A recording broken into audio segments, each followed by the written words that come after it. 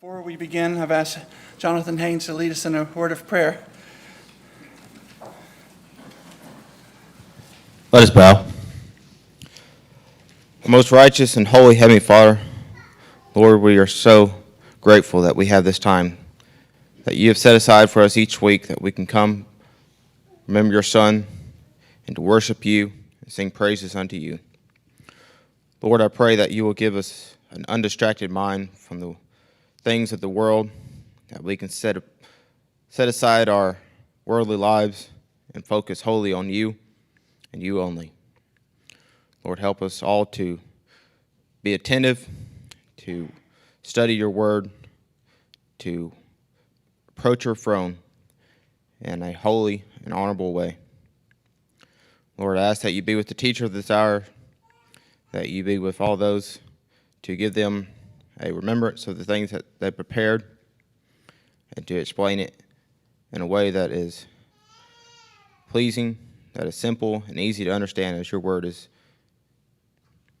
Lord, we pray that you will be with all those who are sick at this time, that you would comfort them and heal them if it be your will.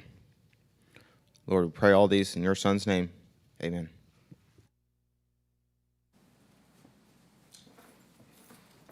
Thank you.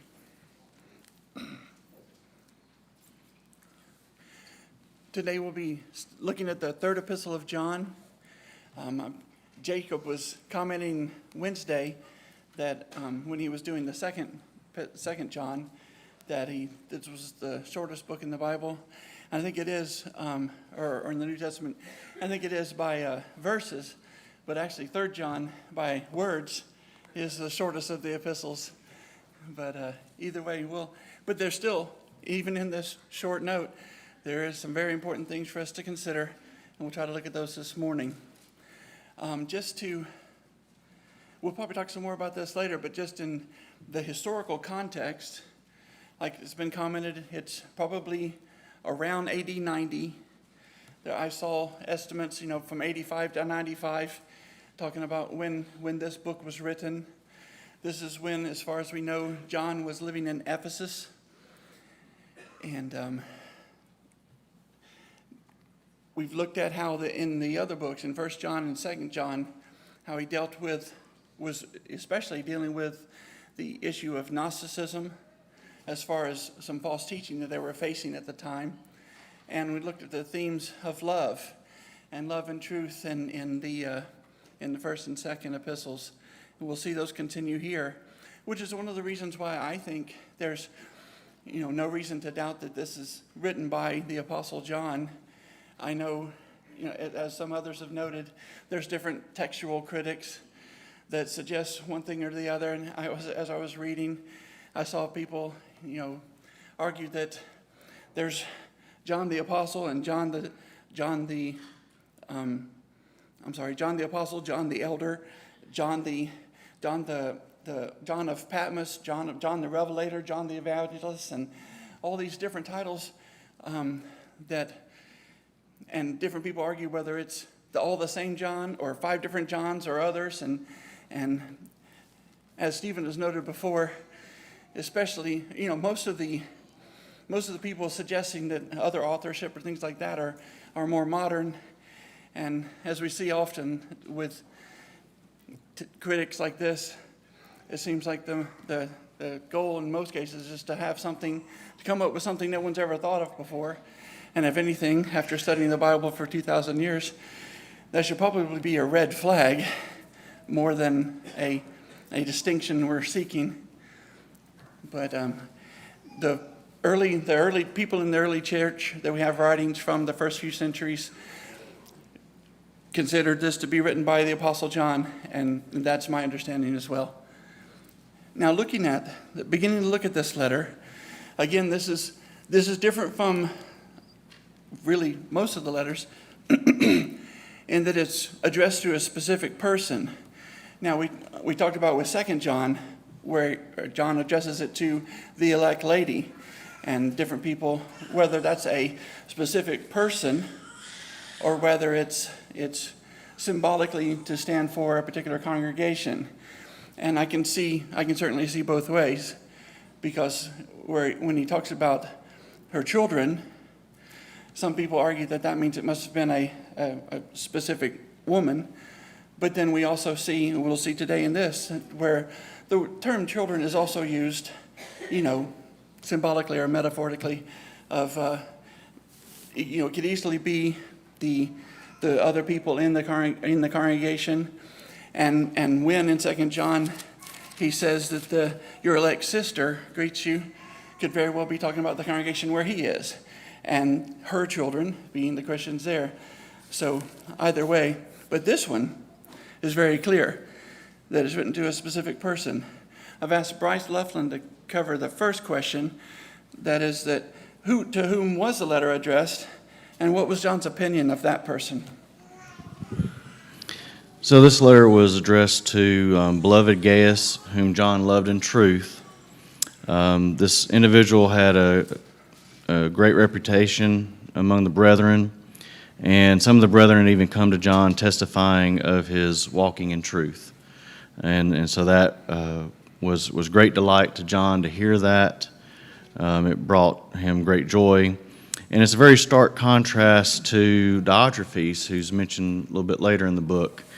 And but they appear to have been members at the same congregation, or at least been aware of what was going on with Diotrephes. It talks about his hospitality for his brothers and sisters, especially when they were strangers. So he seems to be, I guess, what you would call a model Christian in the first century, and someone that we should aspire to imitate in some ways. Certainly. And we'll get into some more detail on several of those things in the next few questions. But this Gaius is, like Bryce just said, this Gaius is commended for being someone that, commended for several things, but it starts out just in the introduction. John says that to the beloved Gaius, who I love in truth. It's noted that this phrase, in truth, this is not like we sometimes use it in English, like in truth, as in just meaning truly, or that I truly do love them. But in this case, it's talking about love in truth being having a doctrinal connotation. In other words, that I love him in the truth, or I love him as a Christian because of his faithfulness. And that's certainly, we'll talk about it more, but that's something that John particularly loved about Gaius, was his truth and the truth that was in him. And we'll talk some more about truth. Now, Gaius seems to have been a pretty common name at the time, and there are many Gaiuses mentioned in the New Testament. Paul noted, there's at least 4 different places where Paul talked about a Gaius. Like in, in Acts 19, verse 29, Gaius was one of the ones where verse 29 says, so the whole city was filled with confusion and rushed into the theater with one accord. And having seized Gaius and Aristarchus, Macedonians, Paul's travel companions. So this Gaius from Macedon was someone who traveled with Paul and was caught up in the events there. And then in Acts 20, verse 4, Paul talks about some others that says, and Sopater of Berea accompanied him to Asia, also Aristarchus and Secundus of the Thessalonians, and Gaius of Derbe, and Timothy and Tychicus and Trophimus of Asia. So this is another Gaius of Derbe. And then in Romans 16, verse 23, Gaius, my host and the host of the whole church, greets you. Erastus, the treasurer of the city, greets you, and Quartus, his brother. So Gaius here, and when Paul's writing Romans, he mentions another Gaius who he calls his host and the host of the whole church. And then again in 1 Corinthians, when Paul is talking about baptism there, Paul notes that I thank God that I baptized none of you except Crispus and Gaius. And so, like I said, it seems like Gaius was a pretty common name, and it looks like all 4 of these with Paul were probably 4 different people, just because they're associated with different locations. And we have no idea whether this Gaius is one of those or yet another one. But either way, again, I saw in a lot of different commentaries suggest a lot of different things. But again, most of it's just speculation. And so there's little profit in trying to guess who he is or where they was. I wish we knew where this was written to. Which it appears to be, John is writing, addressing issues in a specific congregation, it appears, or a specific area, but we don't know where that is. And sure be nice to, but again, best to stick with, we don't know. As far as Gaius goes, or John's opening here, like Bryce noted, there were things that brought John great joy in considering Gaius. And I've asked Seth Hester to comment on that. What were two reasons for John's rejoicing? John rejoiced that the brethren reported to him of the truth that was in Gaius, and that he walked in the truth. He was a faithful Christian. And then in verse 4, John said he had no greater joy than to hear that his children walk in truth. And of all things that we could be happy for our children to excel in, this is the one that we should be focused on primarily. Certainly. Thank you. In fact, this being Father's Day, this is, certainly a thing that all Christian parents understand. What could be more important to us than to know that our children are walking in truth and pleasing to God. But we see here John talking about Gaius and the others there as his children. And and we've seen this in several things. We saw this many times with Paul's writings about how that the apostles and other teachers, looked at people that they had, whether they converted or influenced them for good in God's kingdom, to them as their children. And here John certainly expresses love for his children that are walking in the truth, and for Gaius's children that are walking in the truth, and for, which I take to be, Christians that John was influenced on.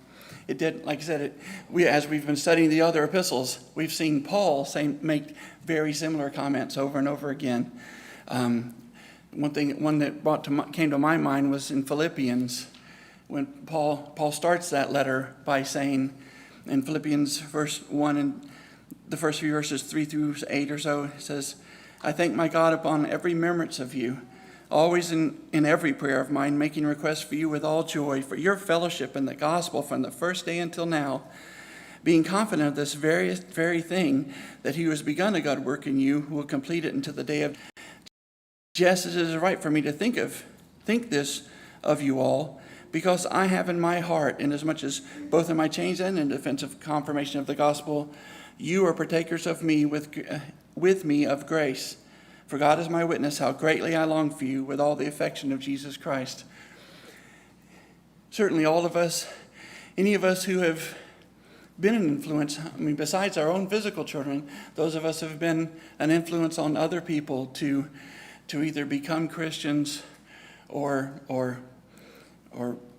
be restored as Christians, we have a special, as it's described here, affection for them and an interest in how they're doing. I think it's interesting that, yes, I think that's here. Speaking of Gaius, he says in verse 2, "Beloved, I pray that you may prosper in all things and be in health just as your soul prospers." Here John is talking about Gaius. He's confident to say that he hopes that everything, his physical health, his prosperity, that all of this is proportional to his great physical or spiritual strength. Because he knows that Gaius is strong spiritually, and he prays for Gaius that his physical things would be proportional, be also great. when I was reading this, I thought to myself, would I want the apostle praying this for me? Would, if my physical condition or my circumstances were directly proportional to my spiritual strength, would that be a good thing? Or would I hope for better? But it's a good thing to consider that here John wishes that for Gaius. And in this case, that's a positive. Yes, Tony. This verse I have heard used by the health and wealth gospel believers, that they will actually go to this verse and say, see, it says, I pray that you will prosper. Just as, and you can't say that's spiritual because it says, just as your soul prospers. So just be aware that people will go to this verse and use it that way. But at the same time, and I hadn't considered that, thank you. But at the same time, John doesn't assume he will. You know, it's not assumed that if he's spiritually strong that he will also be blessed physically. This is something that John's praying for him, that this would be true. So, but that's true. We don't. Physical blessings are not guaranteed by God to be proportional to our spiritual strength or our activities. Another thing I wanted to talk about here is walking in truth.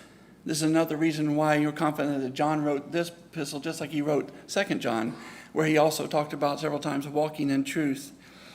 And if there's, we've talked a lot about in the last few classes about Gnosticism, and John's refuting those doctrines by emphasizing other things. Again, John emphasizes walking in truth, the actual things you do, the way you conduct your life. It's not just knowing the truth. It's not just having special knowledge, but it's walking in truth. It's how you conduct your life that determines your faithfulness to God and what makes it makes you faithful or not faithful. One of the specific things Gaius is praised for is his hospitality, and I've asked Stan Leopard to comment on that further. Question 3 there. It's interesting, in the second letter, he addresses the exact opposite of what we see here. Do not receive, do not support those come bearing false doctrine. Here, it's just the opposite. This hospitality is extended to those preaching truth, and it's encouraged. Traveling Christians or maybe even evangelists, as it seems to indicate a little later in the wording. So he's described as faithful in doing that, faithful to the teaching that they've received. Paul would tell the Galatians, when you have the opportunity, do good to all men, especially those of the household of faith. Faithful to the cause, faithful to the true gospel in this hospitality that he was extending to strangers, it says. Probably a little less common today, or the need a little less common, but still necessary. And Jacob even addressed that in the last class, how wonderful it is that we can share a home with a stranger and instantly have a bond that the world does not have. So a very wonderful thing here. This hospitality is a little deeper than just opening a home to one and to bid them Godspeed when they leave. This word translated send carries a little more weight than we would necessarily think of it today. It's used several times in scriptures to describe that. Paul would talk to the Corinthians about wintering there and then them sending him on his way, fully prepared for the journey that lay ahead. The same thing to Titus. He talked about helping Zenas the lawyer and Apollos on their way so that nothing is lacking for them as they traveled on. And then in Rome, as he talked about going to Spain, I hope to see you in passing and to be helped on my way there by you after I've enjoyed your company for a while. So this hospitality, you're giving them what they need for continuing their journey or the time they spend there, providing for everything. And then he kind of brings it home at the end of that paragraph. Therefore we ought, he says. So that's just as applicable to us today, that we need to be hospitable and support those preaching truth. And then why does he commend it to us? A couple of phrases he uses there. It's worthy of the Lord is the first one that I saw, that I thought, we see that Paul uses that term a couple of times, walk in a manner worthy of the Lord. And to the Thessalonians, he say, worthy of the God who calls you. So very much worthy of the price that's been paid for us. And then a fellow worker in truth is how he describes it. So we can share in that spreading of the gospel by doing that, by being hospitable to those. So just to conclude, this beautiful, simple act in this very short letter is preserved for the ages for a reason. It's a good example for us to look to. And as I read through it and thought about this point, you can't help but think of Hebrews 13, where it says, do not neglect showing hospitality, because you don't know the bearing it might have on others or who you may be entertaining. So it's definitely for our good as well as theirs. Very good, thank you. Very little to add to that, except that to emphasize one thing I especially was thinking of is the fellow workers in truth, how important it is that we support those that are working for the truth, and by doing so, we become a part of that work. That's one thing that Paul emphasized several times in his letters, talking to different congregations that supported him, that helped him with different things. Especially the Philippians. One thing was one he noted that that they sent to him and helped him, and that made them in fellowship with him in this work.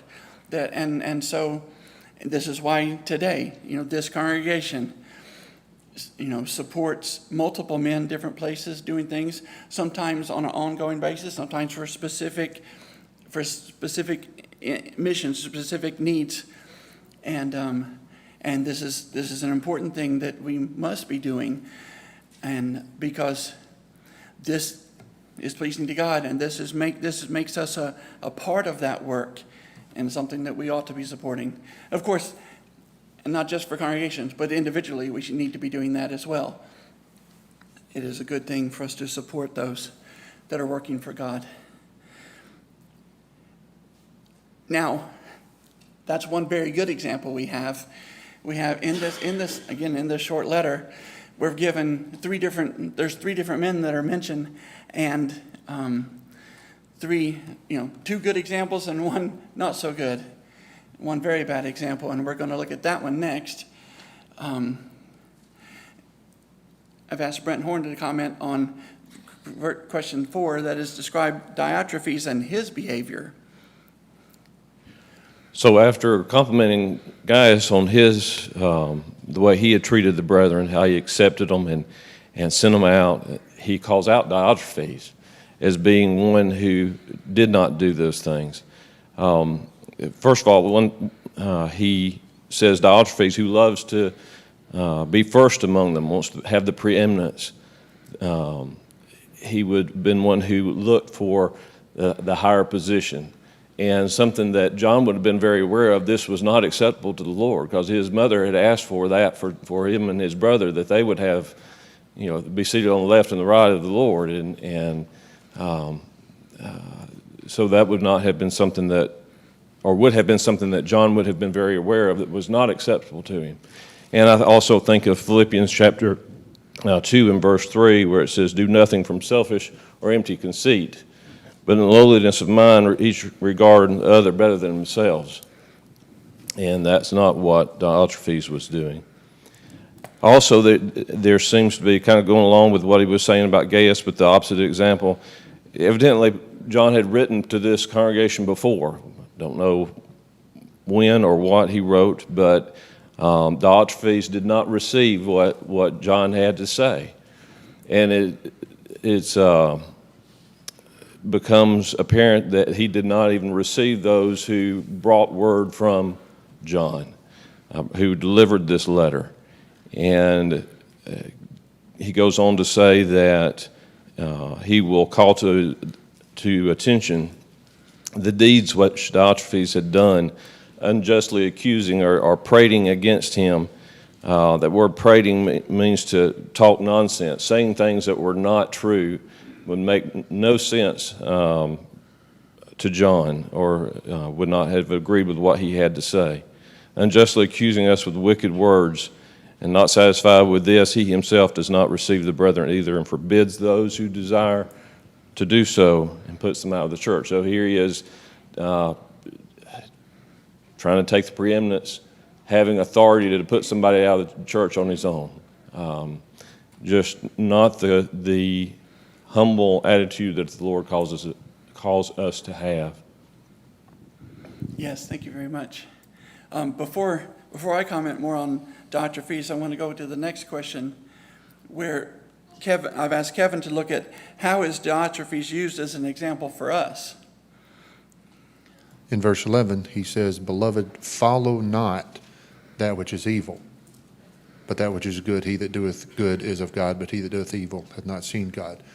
For us, we are not to follow Diotrephes, and he specifically calls him evil.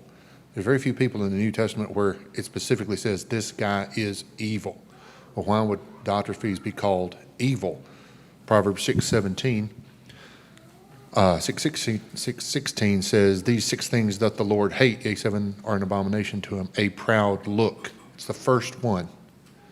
This is something God specifically says he hates. Very few places in the Bible does God say, "I hate this." He says he hates divorce in Malachi 2. Here he says, "I hate a proud look." Diotrephes had a proud look. We can learn from that from Galatians 6:3, "For if a man think himself to be something when he's nothing, he deceives himself." Is that what Diotrephes did? Yes, it is. James 4:10 says, "Humble yourselves in the sight of the Lord, and he shall lift you up." Did Diotrephes humble himself in the sight of the Lord in order to be lifted up? No, he didn't. Matthew 23:12, "Whosoever shall exalt himself shall be abased." Is that what Diotrephes did? Yes. "And he that shall humble himself shall be exalted." What can we learn from that?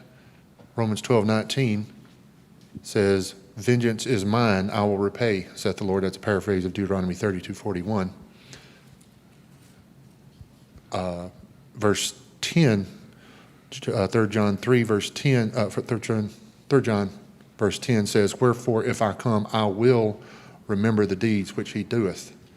And again, Romans 12 says, "Vengeance is mine, I will repay." It is a guaranteed thing that this behavior will be repaid by the Lord. A lot of times we say, "I will repay," and that is a good point, but the word also is, "I will repay." And how did God repay Diotrephes?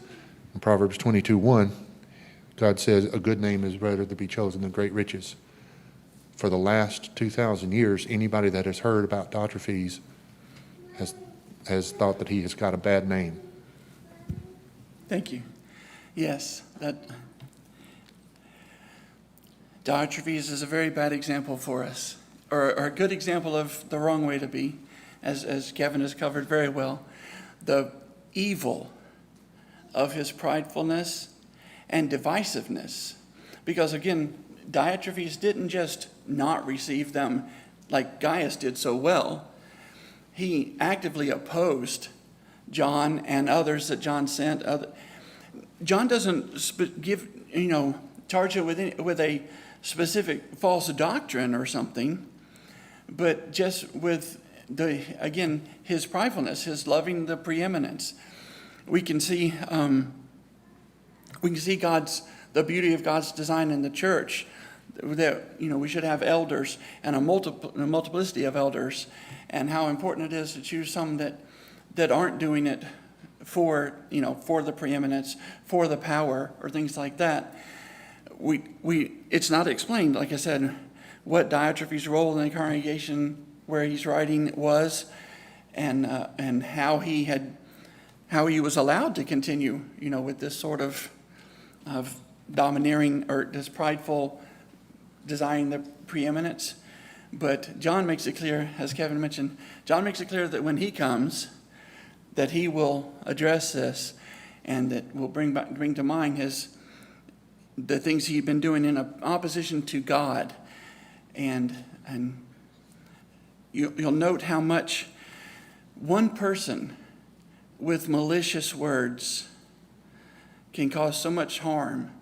And this is something that, well, first of all, we must make sure that we're never that person, but that also this is a very important charge for us to watch for in the church, is to not allow men to be seeking their own and hindering the work of God for their own purposes.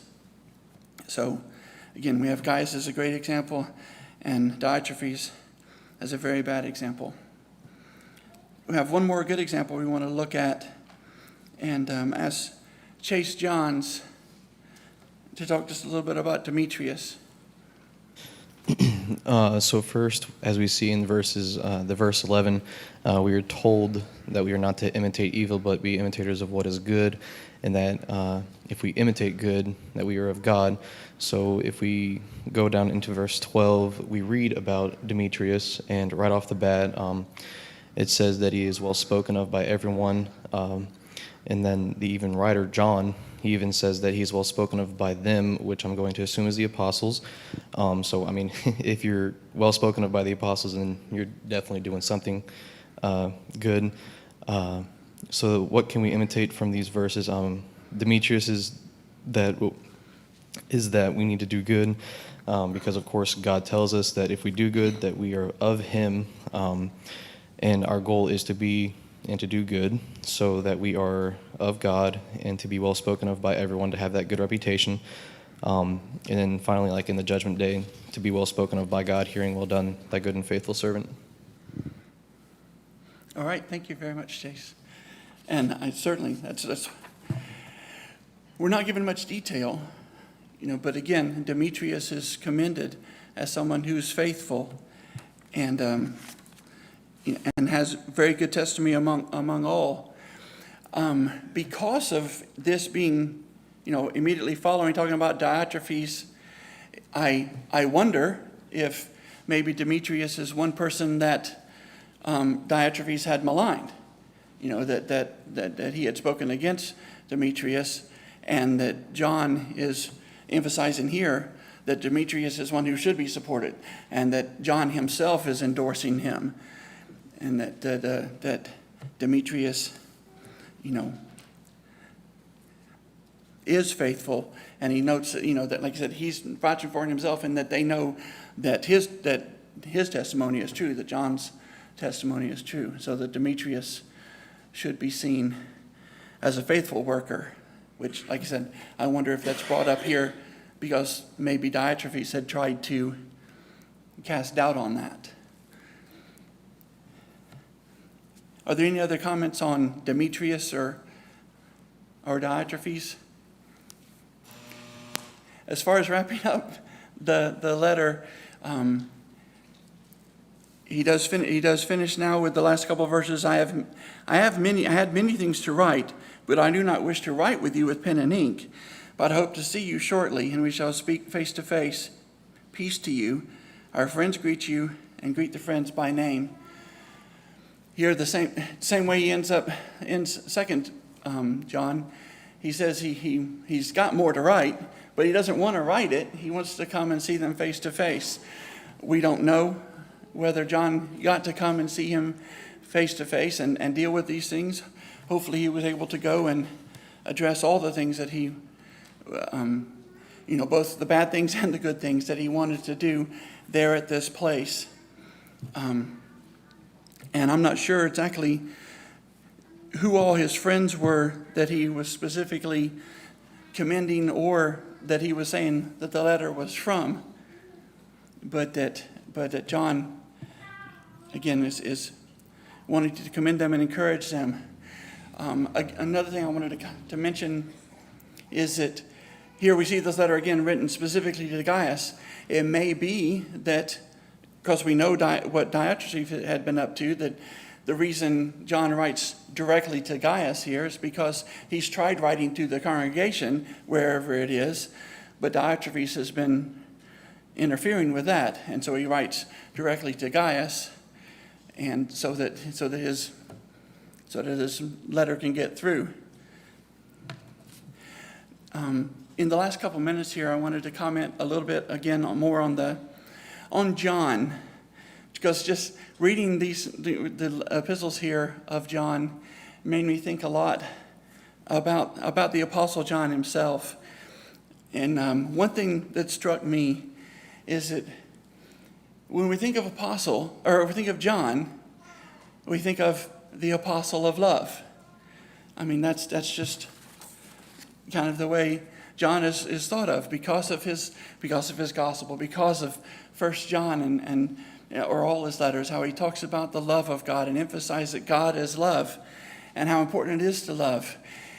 And again, from secular history, not from the Bible, we're told that when he was advanced in age, that when he was being led into church, that one of the things he would frequently say was, "Little children, love one another." So much to the point that some people, criticize him, do you have anything else to say? And that John, again, according to tradition, John would emphasize that this is what he received from the Lord, that we needed to love one another. But that's striking to me when you think about John and his brother. Remember that this is the same John back in, Luke 9, Luke 9. I'm going to read verses 51 through 59. You remember John, when he was a much younger apostle or disciple of Jesus, had a little bit different attitude. Remember when they were going through Samaria, let's see, in verse 51. Now it came to pass when the time had come for him to be received up, that he steadfastly set his face to go to Jerusalem, and sent messengers before his face. And as they went, they entered to a village of the Samaritans to prepare for him. But they did not receive him, because his face was set for the journey to Jerusalem. And when his disciples James and John saw this, they said, "Lord, do you want us to command fire to come down from heaven and consume them, just as Elijah did?" But he turned and rebuked them and said, "You do not know what manner of spirit you are of. For the Son of Man did not come to destroy men's lives, but to save them." And they went to another village. Here, John, at least at this moment, John and James had an attitude that doesn't seem particularly loving. It's true that the Samaritans shouldn't have done what they did, but again, their reaction was, should we call down fire? Destroy these cities? But like I said, not particularly loving. But we see that Jesus immediately rebukes them and says, that's not the spirit that we're supposed to have. That's not what he had come for. And it seems that John, both, of course, being with Jesus, and then his age, he very much changed and was no longer a son of thunder, but the apostle of love. I guess we'll pick up with Michael Valenzuela will be speaking Wednesday. I don't know if he's got questions out, but we'll pick up there. Thank you very much.